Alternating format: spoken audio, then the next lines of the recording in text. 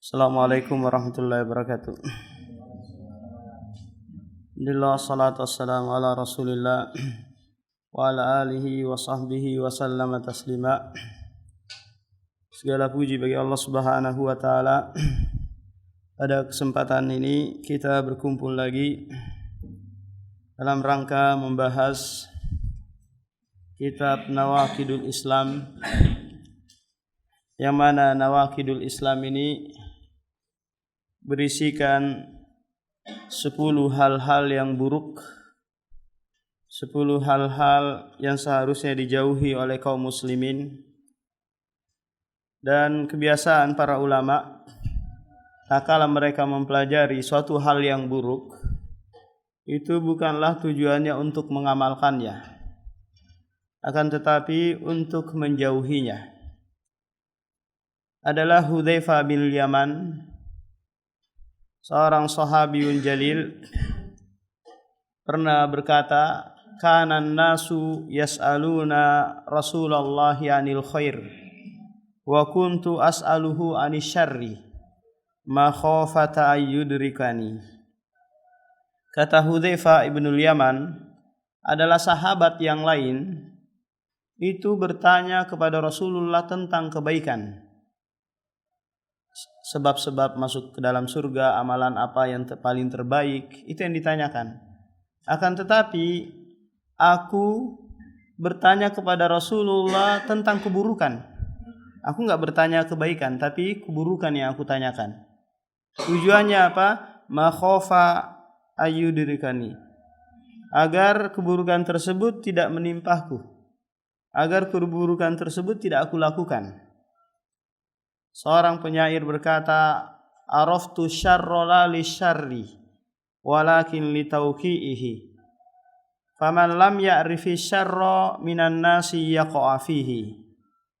Aku mengetahui keburukan bukanlah untuk mengamalkannya, akan tetapi untuk menjauhinya. Dan barang siapa yang tidak mengetahui keburukan, maka dia pasti akan terjatuh ke dalamnya. Nah, di dalam kitab ini berisi 10 hal keburukan yang itu bisa membatalkan keislaman seseorang. Kita ketahui bersama bahwa setiap manusia yang terlahir di muka bumi ini itu lahir dalam keadaan Islam. Apakah dia lahirnya di lingkup Yahudi atau Nasrani, pokoknya dia Islam. Maka nanti kedua orang tuanya lah yang menyebabkan dia menjadi Yahudi, Nasrani atau Majusi. Sebagaimana Rasulullah bersabda, "Kullu mauludin yuladu alal fitrah." Setiap anak yang dilahirkan dalam keadaan Islam. Fa'abawahu, maka kedua orang tuanya lah yuwahhidani, menjadikan dia Yahudi, Nasara dan Majusi. Jadi seseorang menjadi muslim, baik muslim bawaan sejak lahir atau dia muslim yang dulunya murtad atau yang dulunya dia kafir karena kedua orang tuanya. Maka seseorang tak kala menjadi muslim, maka dia telah menganut agama Islam. Nah, agama Islam seseorang, person itu bisa menjadi batal. Bisa dia keluar dari keislamannya dikarenakan sebab-sebab amalan yang dia lakukan, atau perkataan yang dia ucapkan, atau keyakinan yang dia yakini, atau keraguan di dalam dirinya. Nah, 4 hal ini yang menyebabkan seseorang itu murtad atau keluar dari agama. Yang pertama adalah perkataan.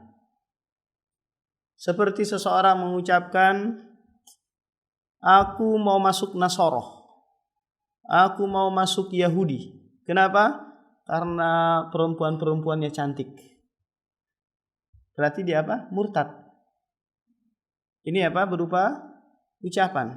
Atau dia mengatakan Allah itu Allah itu adalah Tuhan yang buruk, atau dia mengatakan Muhammad itu bukanlah seorang nabi, berarti dia murtad secara apa? Secara ucapan. Ada yang kedua, yaitu murtad secara perbuatan. Seperti dia datang ke pohon-pohon, nyembah pohon, sholat kepada pohon, atau dia nanti menyembelih untuk pohon atau untuk patung-patung, atau pergi ke matahari, ke bulan, minta-minta gitu. Maka ini apa? Murtad secara perbuatan. Yang ketiga, murtad secara keyakinan. Kalau seseorang meyakini bahwa Yahudi itu adalah agama yang benar, Nasrani itu adalah agama yang hak, Islam ini agama barbar, agama yang suka membunuh, agama yang suka memerangi manusia dan yang lainnya, suka merampok, dia yakini dalam hatinya itu, maka dia murtad secara apa? Secara keyakinan. Yang keempat, dia murtad secara syakun, ragu. Kayaknya saya ragu sholat ini wajib atau enggak ya? Dia ragu Islam ini agama yang hak atau enggak ya? Maka dia apa? Murtad karena keraguan. Sementara seseorang yang beragamakan Islam, dia harus yakin dengan seyakin-yakinnya bahwa Islam adalah agama yang hak, agama yang diterima, agama yang diridhoi, agama yang disempurnakan. Nah, kalau dia sudah menganggap semua agama ini sama, berarti dia ragu terhadap agamanya. Yahudi, Nasoro itu agama sama-sama aja semuanya. Istilahnya apa? Jalan menuju Roma itu banyak. Jalan menuju surga itu banyak. Ada jalan Islam, jalan Yahudi, Nasoro, Majusi, musyrik dan yang lain. Semuanya mengarah kepada surga Allah dan keridhaan Allah. Maka orang ini berarti apa? Ragu terhadap agama, kebenaran agamanya. Sementara Allah berfirman, "Wa man yabtaghi ghairal islami dinan falan yuqbala min wa huwa fil akhirati minal khasirin." Barang siapa yang mencari agama dari selain Islam, maka dia tidak akan diterima. Dan dia termasuk orang-orang yang merugi kelak di akhirat. Innad dina indallahil Islam. Sesungguhnya Islam adalah agama yang hak, agama yang sempurna. Sementara agama-agama yang lain atau kategorinya non-muslim, maka itu sudah dirangkum oleh Allah dalam surah Al-Bayyinah ayat 6. Innal ladzina kafaru min ahlil kitabi wal musyrikina fi nari jahannam khalidina fiha ulaika hum syarrul bariyah. Kata Allah Subhanahu wa taala menghukumi seluruh agama non-muslim, baik itu yang diturunkan kitab atau tidak diturunkan kitab kepada mereka, Allah menghukuminya mereka itu kekal di dalam neraka. Dan mereka adalah seburuk-buruk manusia di muka bumi ini. Kita harus yakin ini. Kenapa? Karena ini adalah ucapan Allah. Allah sendiri yang memvonis. Kalau sekiranya ada orang yang tersinggung, kok kamu katakan kami kafir? Kok kamu katakan kami masuk ke neraka? Bukan kami hanyalah menyampaikan. Ini adalah ucapan Rabbul Alamin yang menciptakan kami dan menciptakan kalian. Kalau mau protes saja kepada Allah. Ini ucapan Allah yang kita sampaikan. Nah, jadi keislaman seseorang itu bisa batal, tapi Islam itu sendiri tidak bisa batal. Ya, Islam itu sendiri yang menjadi agama yang hak itu tidak bisa batal. Senantiasa Islam itu akan datang. Senantiasa Islam itu ditolong bina au bi ghairina, dengan sebab kita atau dengan sebab orang lain. Kata Rasulullah sallallahu alaihi wasallam, la tazalu ta'ifatum min ummati alal haq. Senantiasa akan ada sekelompok dari umatku di atas kebenaran. di atas agama Islam. Berarti apa? Senantiasa Islam akan ada dari zaman ke zaman. Agama Islam tetap tinggi. Al-Islam yu'la, Islam itu tinggi. Nah, Islam seseorang, keislaman seseoranglah yang bisa batal. Sebagaimana wudu bisa batal, sebagaimana sholat bisa batal, sebagaimana puasa bisa batal. Islam seseorang pun bisa apa? Bisa batal. Nah, yang menyebabkan batalnya keislaman seseorang itu disebutkan dalam kitab-kitab fikih, namanya babul murtaddin, bab orang-orang yang murtad.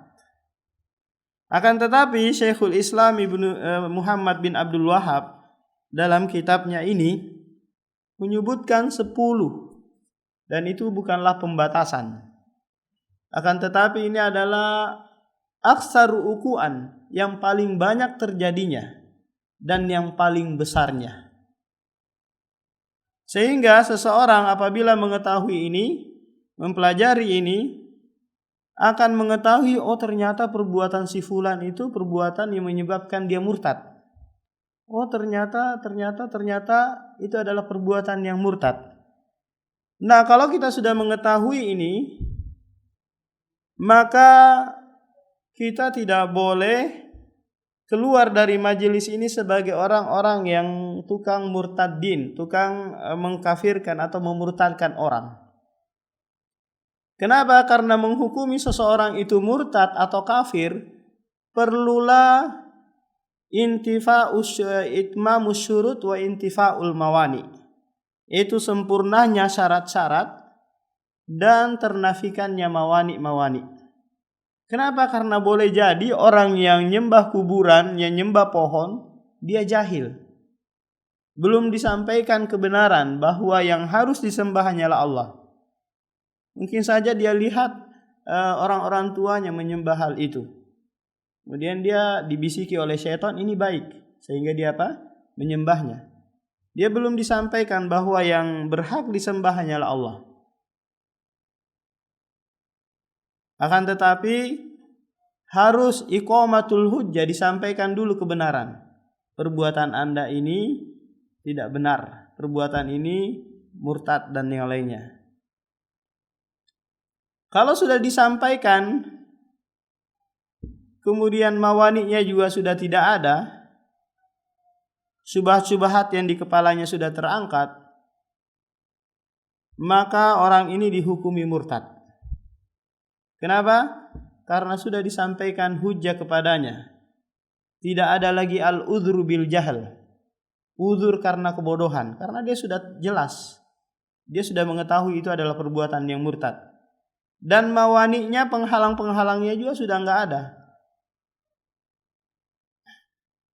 Kalau masih ada syubhat di kepalanya, di antaranya adalah, itu loh kiai saya melakukan hal yang sama, kamu siapa? Oh, ini berarti masih ada syubhat di kepalanya. Perlu diangkat dulu sehingga baru kita menghukumi dia sebagai seorang yang murtad. Nah,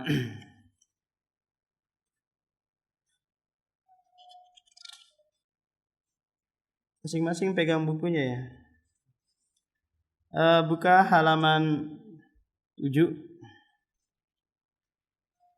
Kita baca bareng dulu. Bismillahirrahmanirrahim. I'lam anna min a'zamin nawaqidil islami asyratan.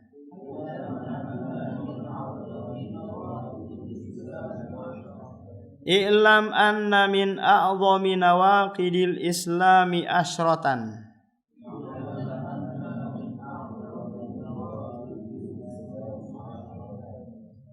Al-awwalu asyirku fi ibadatillahi ta'ala.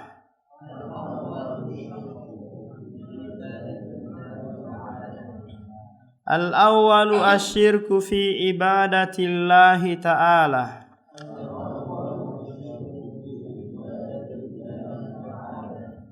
Wad dalilu qauluhu ta'ala Innallaha la yaghfiru an yushraka bihi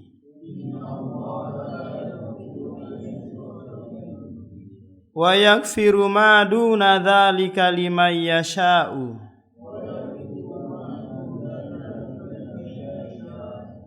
Wa minhu adz-dzabhu li ghairillahi kaman yadhbahu lil jinni aw lil qabri.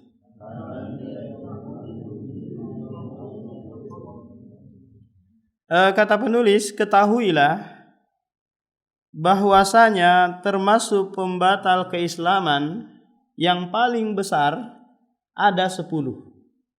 Yang disebutkan di dalam kitab ini, kitab yang ringkas ini ada 10. Dan itu semua nanti disertai dengan dalil-dalilnya. Dan ini tidak menunjukkan pembatasan. Disebutkan yang paling banyak terjadi atau paling besarnya menunjukkan di sana masih ada yang tidak Yang tidak disebutkan. Bahkan ada yang mengatakan sampai 400 atau sampai di bawah dari itu. Al-awwal, yang pertama adalah asyirku fi ibadatillah. Syirik dalam beribadah. Syirik adalah menduakan. Ya. Contoh, kita mau bersyarikat dalam suatu pekerjaan, syarikah. Syarikah itu kita ngajak 2 orang, ngajak 1 orang, ayo kita bersyarikat aja. Bersyarikat aja dalam hal ini. Atau kamu uang, saya tenaga. Ini namanya syarikah, mudorobah. Syarikah, mudorobah atau syarikatul abdan. Yang jelasnya syarikah itu adalah gabungan antara 2 orang, 3 orang atau lebih. Nah, Allah Subhanahu wa taala tidak mau disyarikatkan dalam hal peribadatan. Enggak mau menyertakan orang lain dalam hal peribadatan. Kenapa? Karena dia maha sendiri dari sisi menciptakan, dari sisi memberikan rezeki, memberikan nikmat, mengatur alam semesta, dia sendiri. Coba, dia enggak ngajak-ngajakin orang dalam hal menciptakan, dia enggak ngajak-ngajakin yang lain dalam hal memberikan nikmat dan rezeki, mengatur alam semesta. Ngapain kalian wahai manusia, tak kala beribadah ngajakin atau menduakan Allah Subhanahu wa taala? Sementara Allah tidak menduakan dirinya dalam hal dalam hal menciptakan dan yang lainnya. Dia sendiri Maha Esa, munfaridun. Nah, syirik dalam hal ibadah, tentunya kita harus mengetahui mana perkara-perkara ibadah. Kalau kita sudah tahu perkara ibadah, maka tidak boleh kita persembahkan kepada ini dan kepada itu. Harus diperuntukkan hanya untuk Allah Subhanahu wa taala. Syekhul Islam Ibnu Taimiyah mendefinisikan ibadah adalah ismun jami'un likulli ma yuhibbuhullahu wa yardahu minal aqwali wal af'ali zahiratan wa batinatan. Ibadah itu adalah suatu nama yang meliputi segala apa yang dicintai dan diridhoi oleh Allah. Tadi Ibadah adalah suatu nama yang meliputi segala apa yang dicintai dan diridhoi oleh Allah. Baik berupa perkataan ataupun perbuatan yang nampak ataupun yang tersembunyi. Itu ibadah. Yang jelasnya ibadah haruslah berlandaskan dalil Al-Quran dan hadis. Kalau kita sudah mengetahui ibadah, contoh ibadah adalah sholat, puasa, zakat, haji. Kalau kita sholatnya kepada Allah, juga sholatnya kepada jin, berarti kita menduakan Allah dalam hal ibadah sholat. Kita berhaji lillah dan berhaji untuk manusia juga. Maka kita menduakan Allah dalam hal dalam hal ibadah haji.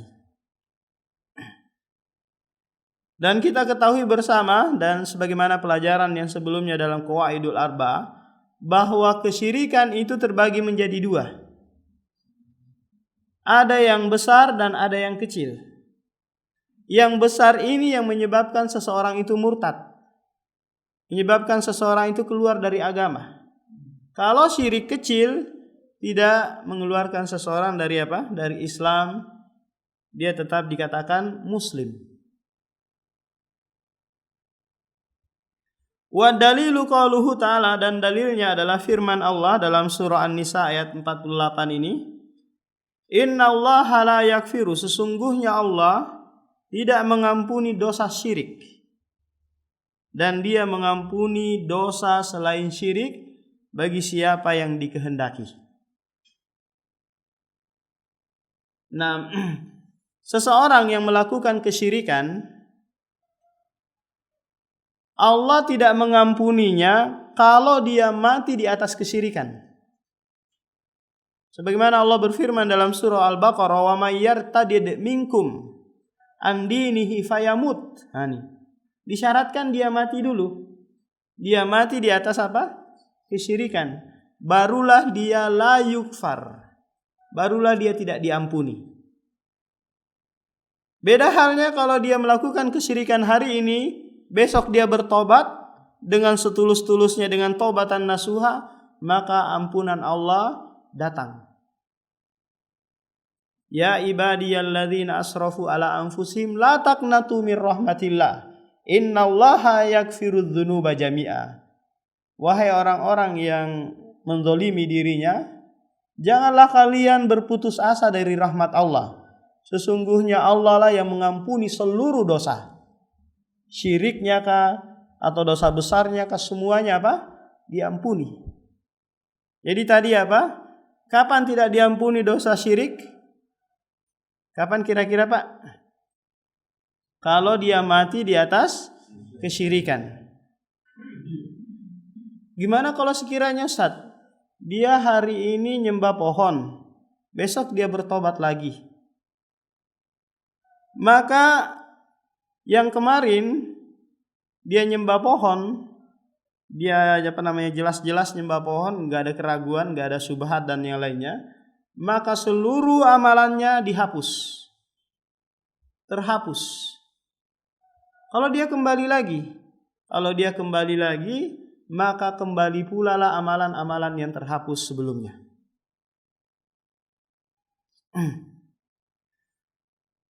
Wa yaghfiru ma duna dzalika liman yasha, dan dia mengampuni dosa selain syirik, baik itu perzinaan, minum khamar, berjudi, riba dan yang lainnya.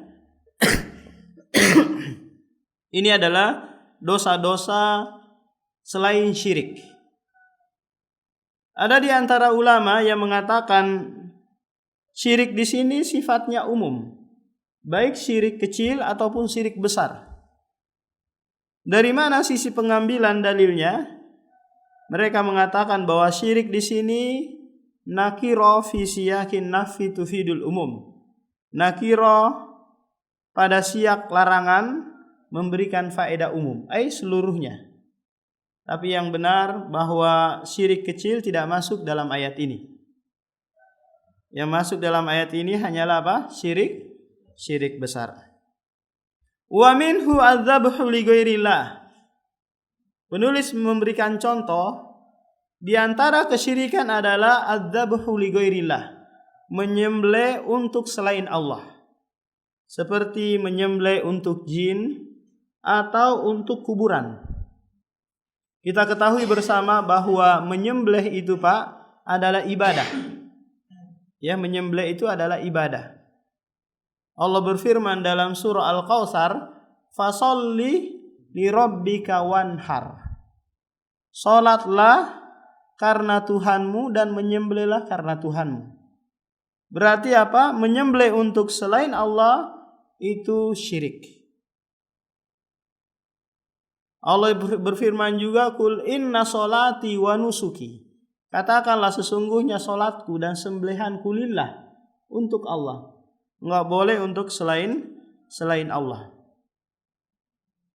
Nah, dari sini kita mengetahui bahwa menyembelih itu adalah ibadah, maka tidak boleh kita menyembelih untuk pohon, untuk rumah, atau untuk jin, atau untuk jembatan, atau untuk penghuni lautan atau daratan, enggak boleh.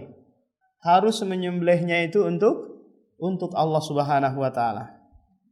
Yang perlu diketahui bahwasanya menyembelih itu adalah iraqud dam, mengalirkan darah. Dengan cara apa? Dengan cara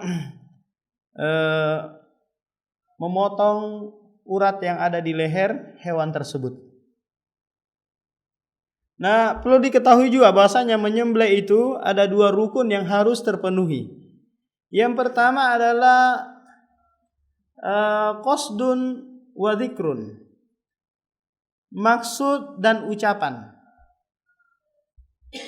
Ucapan dia haruslah bismillah. Qasduhnya dia haruslah lillah. Maksudnya dia haruslah lillah. Dia mengucapkan bismillah. Tapi dia untuk Allah. Dia nyembelih untuk Allah. Nah, ini berarti apa? Muwahhid orang ini, bertauhid. Ada orang yang menyembelih dia ucapkan bismillah, tapi dia peruntukan untuk penjaga lautan atau penjaga daratan atau untuk jin-jin yang ada di pohon bergantungan itu. Meskipun dia mengucapkan bismillah tapi tujuannya untuk selain Allah, maka ini masuk dalam kategori syirik dalam hal ibadah. Karena maksud dan tujuannya untuk selain Allah. Nah, sebaliknya sekarang dia tidak mengucapkan bismillah, tapi tujuannya untuk Allah. Dia mengatakan Bismi Jokowi. Dia sebut Jokowi, bukan bismillah, Bismi Jokowi. Tapi untuk Allah, untuk kurban dan yang lainnya. Gimana kira-kira ini Pak Iman? Ini juga syirik. Syirik dari sisi apa? Dari sisi isti'anah. Meminta tolong. Bismillah itu meminta tolong. Dia minta tolongnya ke Jokowi. Bismi Jokowi. Dia nyembelih kemudian untuk Allah. Maka ini juga syirik. Syirik dari sisi tauhid rububiyah. Karena meminta tolong kepada selain Allah. Nah, kalau dia mengatakan Bismi Jokowi, tapi untuk Jokowi juga, ini syirik dua-duanya nih. Syirik dalam hal rububiyah maupun dalam hal uluhiyah. Nah, ada orang mengucapkan Bismillah, tapi bukan tujuannya untuk Allah, tapi tujuannya untuk menjamu tamu, untuk makan-makan saja. Gimana kira-kira ini? Maka ini mubah, boleh. Ya, boleh. Dia tujuannya untuk makan-makan saja. Paham? Tapi dia menyembelihnya dengan bismillah. Maka ini boleh. Kayak pemotong ayam itulah dia ya, di pasar itu. Dia kan bismillah aja, tapi tujuannya untuk jual beli. Tujuannya untuk makan dan yang lainnya. Maka ini boleh. Hukumnya apa? Boleh. Dia enggak peruntukan untuk siapa-siapa, tapi untuk dia makan saja. Ini tujuan perkara mubah, maka hukumnya adalah mubah. Beda halnya kalau sekiranya dia tidak menyebutkan bismillah, tapi tujuannya untuk makan-makan saja, maka ini bisa jadi haram. Kalau dia sengaja, dia nggak mau memang mengucapkan bismillah, capek mengucapkan bismillah, ada 1000 ekor ayam nih. Atau gimana kalau dia rafel saja, di awal aja bismillah dan akhirnya nanti. Nah, kalau dia sengaja, maka satu dan akhirnya itu saja yang halal, yang sisanya haram. Kenapa? Karena dia lam yudhkar ismullah, tidak disebutkan nama Allah.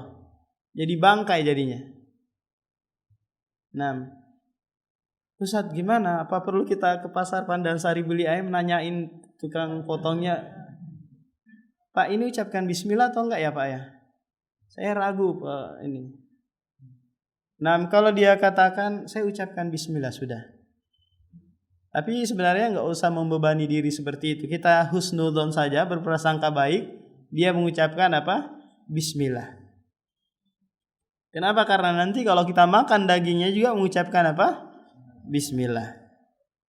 Ustadz, gimana kalau sekiranya ayam atau daging datang dari non-muslim? Datang dari Brazil, Australia atau yang lainnya? Nah, kalau sekiranya di label tersebut, di bungkusan ayam atau daging ada lafaz jalalah, lafaz halal gitu, maka kita hukumi atau berhusnudzon saja kepada MUI bahwa dia sudah mengecek di sana pemotongannya itu dengan syariat Islam. Kalau di Arab biasanya ada gambar tangannya pakai pisau gitu nyembelih, biasanya kayak gitu. Kita hukumi, kita husnudzon saja. Kalau sekiranya nggak ada label halalnya gimana? Maka dilihat. Kalau sekiranya negara tersebut asal daging tersebut adalah Yahudi dan Nasoro, maka dia dikategorikan ahlul kitab. Sembelihan ahlul kitab hillul lakum, halal bagi kalian. Beda kalau sekiranya dari negara yang ateis ya, yang nggak kenal agama, maka kita tolak. Ya, kita tidak terima, tidak makan daging dari negara-negara yang mereka bukan ahlul kitab. Nah, jadi menyembelih untuk selain Allah Subhanahu wa taala ini hukumnya syirik. Bisa menyebabkan seseorang murtad keluar dari agama. Meskipun dia mengucapkan apa? Bismillah.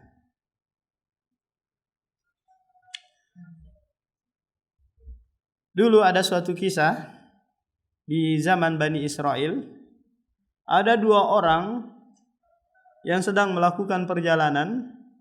Kemudian di tengah jalan dihalangi oleh seorang kabilah, seorang kaum yang dia sudah membuat syarat kalau mau melewati tempat kami harus menyembelih atau memperuntukkan sesuatu buat sesembahan kami ini.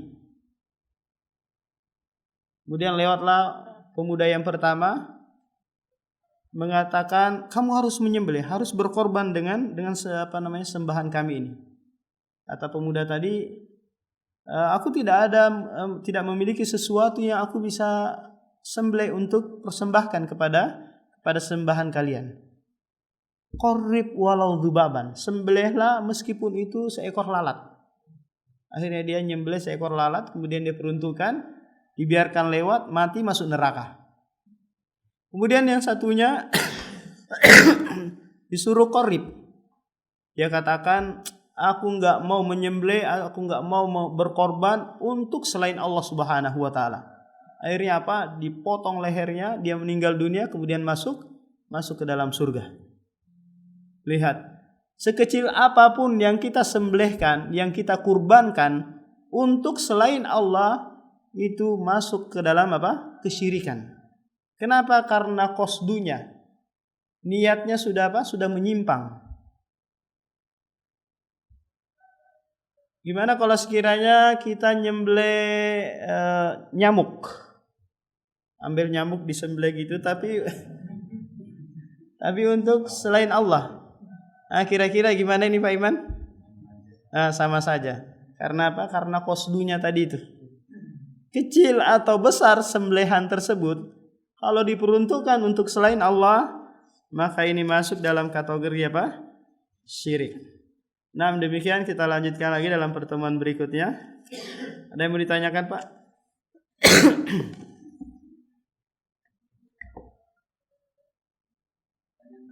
Ya.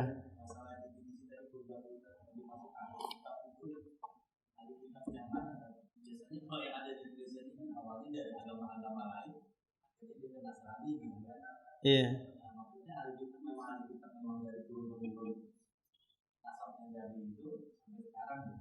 Iya, jadi di dalam Al-Quran itu tidak diperincikan ahlul kitab yang dulu atau yang sekarang. Pokoknya ahlul kitab hilul lakum. Sementara ahlul kitab pun dihukumi kafir. Ya. Bukan ahlul kitab yang mereka pengikut Musa atau pengikut Isa. Itu muslim. Paham? Ahlul kitab yang disebut di dalam Al-Quran adalah mereka yang menyimpang dari agama Isa atau menyimpang dari agama Musa alaihi salam. Nah, sementara mereka itu ada kebiasaan kalau menyembelihnya untuk Allah. Sehingga Allah mengatakan hillul lakum, halal bagi kalian sembelihan ahlul kitab. Mau yang dulu sama sekarang sama saja, mereka juga istilahnya non muslim, mereka kafir, tapi dari sisi sembelihan mereka nyembelihnya lillah. Beda kalau sekiranya kita terang-terangan lihat dia nyembelih untuk selain Allah, nah ini lain lagi. Tapi hukuman secara garis besar kita berhusnudzon sebagaimana Allah berhusnudzon mereka menyembelih atas nama Allah, sehingga menjadi halal sembelihan mereka.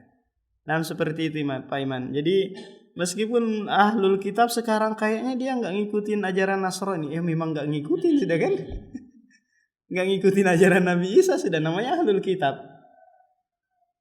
Dihukumi murtad, dihukumi non muslim, dijamin masuk neraka. Ada yang lain?